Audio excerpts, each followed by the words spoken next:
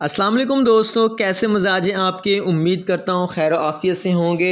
अच्छा दोस्तों, अक्सर ऐसा होता है कि हम सोलर यूपीएस लगा लेते हैं, साथ सोलर पैनल्स भी काफ़ी ज़्यादा लगा लेते हैं, बैटरी भी बहुत बड़ी रख लेते हैं, लेकिन हमारे जो बिल पर फ़र्क नहीं पड़ता। इसकी एक मेन वजह होती है सेटिंग्स। तो सेटिंग्स हम इस वीडियो में सीखने वाले हैं। तो सबसे पहले इसके आइकन्स के फंक्शंस को समझ लें कि ये आइकन्स होते क्या हैं और करते क्या हैं।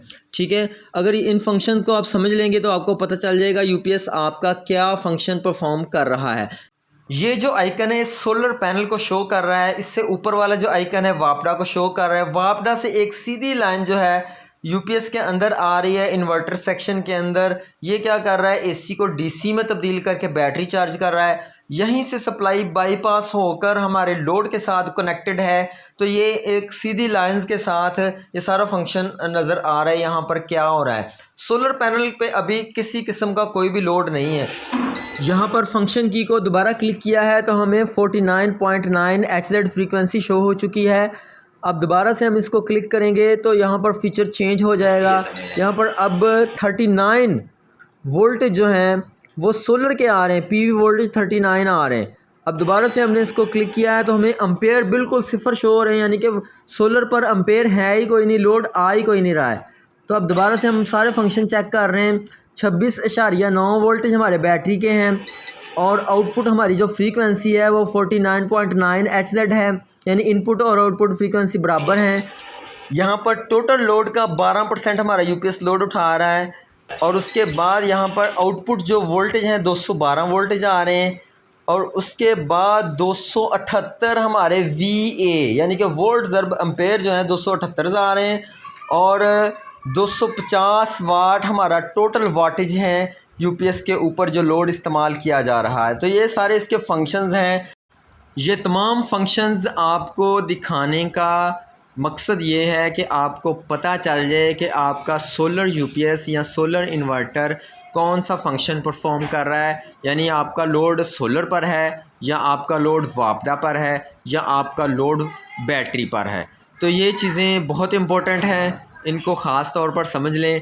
अब हमने इसकी सेटिंग करनी है, तो सेटिंग के लिए इंटर का बटन दबाएं। यहाँ पर दोस्तों 1 नंबर वाली सेटिंग आपने बहुत एहतियात से करनी है। 00 वाली कोई सेटिंग नहीं होती है, आपने 1 नंबर वाली जो सेटिंग है इसको एहतियात से करना है। अभी हमारी सेटिंग UE1 यानी कि यूटिलिटी 1 पर सेट है और हमने इसको सेट करना है SBU पर, यानी कि सबसे पहले सोलर पर चलेगा लोड, फिर बैटरी पर और फिर चलेगा यूटिलिटी पर। फर्स्ट प्रायोरिटी हमारी सोलर होगी, उसके बाद बैटरी और उसके बाद क्या होगा, यूटिलिटी। तो हमने इस पर सेटिंग करने के बाद जब हमने इसको इंटर प्रेस करना है तो ये जो ब्लिंक हो रही है सेटिंग, ये बिल्कुल स्टेबल हो जाएगी। जब ये स्टेबल हो जाएगी, ये स्टेबल हो गई है, इसका मतलब है हमारी सेटिंग हो चुकी है। इस सेटिंग करने के बाद हम दोबारा मेन डिस्प्ले पर आएंगे और देखेंगे कि इस पर क्या फ़र्क पड़ा है। होगा क्या कि जो लोड है या तो बैटरी पर चलेगा या सोलर पर चलेगा, ये दोनों चीज़ों पर ज़्यादा लोड चलेगा। सोलर जो है सबसे पहली प्रायोरिटी है। ये देखें अभी सोलर पर ये पूरा सिस्टम शिफ्ट हो चुका है, यानी कि सोलर के ऊपर हमारा घर का लोड चल रहा है और इस सोलर हमारा बैटरी भी चार्ज कर रहा है और हमें इन्वर्टर के ज़रिए से 230 वोल्ट जो है 50 फ्रीक्वेंसी बना के भी दे रहा है। ये हमारा सोलर जो है सिस्टम के अंदर काम कर रहा है। अभी जो है हमारी वापडा स्टैंड बाई पे खड़ी है। पहली सेटिंग में क्या था, हमारा सोलर स्टैंड बाई पे खड़ा था, अब हमारी वापडा स्टैंड बाई पे खड़ी है। तो इसकी जो मुकम्मल सेटिंग्स आप दोबारा से भी चेक कर सकते हैं कि सोलर के वोल्टेज कितने आ रहे हैं, बैटरी के वोल्टेज कितने हैं, बैटरी पे लोड कितना है। ये दरमियान वाले पुश बटन को आप प्रेस करते जाएंगे, सेटिंग चेंज होती जाएंगी। तो दोस्तों, अगर आपने सोलर सिस्टम लगाया हुआ है और वो काम नहीं कर रहा तो ये वाली सेटिंग्स की लाजमी चेक कर लें, कहीं ऐसा ना हो कि आपके पैसे ज़ाया जाएं और सेटिंग्स सही ना होने की वजह से क्या है कि सारा लोड वापडा पर ही चलता रहे और सोलर के ऊपर लोड ही ना हो। तो ये वाले आइकन्स समझाने का मकसद भी यही था कि आप लोगों को बिल्कुल सही तरह से समझ आ जाए, इसकी सेटिंग्स आप खुद कर सकें। सबसे जो इम्पोर्टेंट सेटिंग यही होती है, पहले नंबर वाली। इस सेटिंग को अगर आपने सही कर लिया है तो ठीक होगा। अब ये देखें, सोलर से जो सीधी लाइन आ रही है इन्वर्टर में, वहीं से ये बैटरी भी चार्ज कर रहा है और हमें लोड भी दे रहा है, दोनों काम कर रहा है। इससे क्या होगा कि हमारी बिजली की बचत होगी। वापडा अब स्टैंड बाई पर है, वापडा बिल्कुल शेयरिंग नहीं हो रही है, वो बिल्कुल एक साइड पे खड़ा है, यानी कि वापडा आ तो रही है लेकिन कंज्यूम नहीं हो रही। इससे क्या होगा कि आपको बिल नहीं आएगा, बिल बहुत कम आएगा।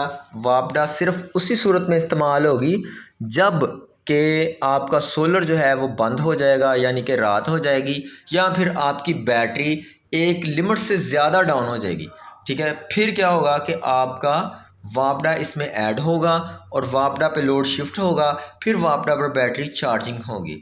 दोस्तों, अपने सोलर यूपीएस की ये वाली सेटिंग आप लाजमी वेरीफाई करें। अगर ये वाली सेटिंग ठीक नहीं है तो उसको सेट करें ताकि बिजली के ज़्यादा बिलों से बचत हो सके और आपका लोड मैक्सिमम सोलर पर शिफ्ट हो जाए।